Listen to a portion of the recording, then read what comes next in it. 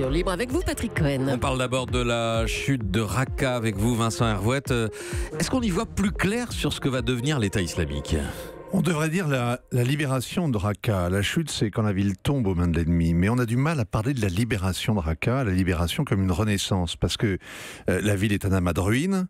Le siège a duré longtemps, et puis la bataille finale menée par les miliciens kurdes et arabes, épaulés par des forces spéciales, a eu un dénouement obscur. Parce que c'est dans l'ombre que les palabres se sont nouées, et que 300 à 400 djihadistes ont négocié un sauf-conduit dans la nuit de dimanche. Ils sont montés dans des bus et sont allés se faire pendre ailleurs en échange de la libération de civils dont ils se servaient comme bouclier humain. Des Syriens, mais aussi des francophones. Les enragés, venus d'Europe, du Maghreb, du Caucase, n'étaient pas tous retranchés dans le stade et l'hôpital, et certains se sont donc esquivés. Ceux auxquels Françoise Parly, la ministre des Armées, souhaitait la mort avec cette franchise assez inhabituelle au sommet de l'État. Et au passage, ceux qui déplorent sans preuve les exécutions sommaires devraient se souvenir que les SS français de la division Charlemagne, qui ont été les derniers à défendre le bunker d'Hitler dans Berlin dévasté, ont été collés au poteau d'exécution sans autre forme de procès quand ils ont été capturés. Ni larmes ni joie donc. Il y a eu quelques tirs de joie, mission accomplie. On a vu les Peshmerga faire des pas de danse sur la place Al-Naïm où avaient lieu les exécutions en public. Tout ça très retenu.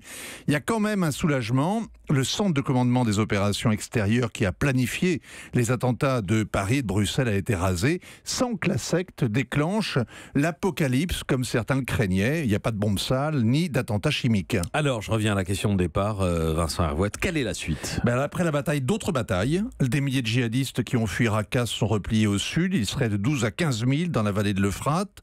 D'autres sont assiégés à Deir ez-Zor, dernière ville qu'ils tiennent.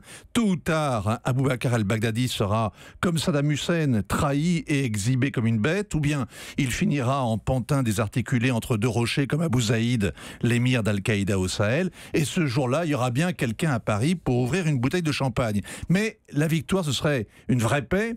En Syrie, elle est hors de portée, elle va le rester. Chacun sait que la fin du sanctuaire, ce n'est pas la fin du terrorisme, qui a essaimé comme un cancer. Ici, la traque continue pour neutraliser à temps les revenants du djihad et les autodidactes du terrorisme.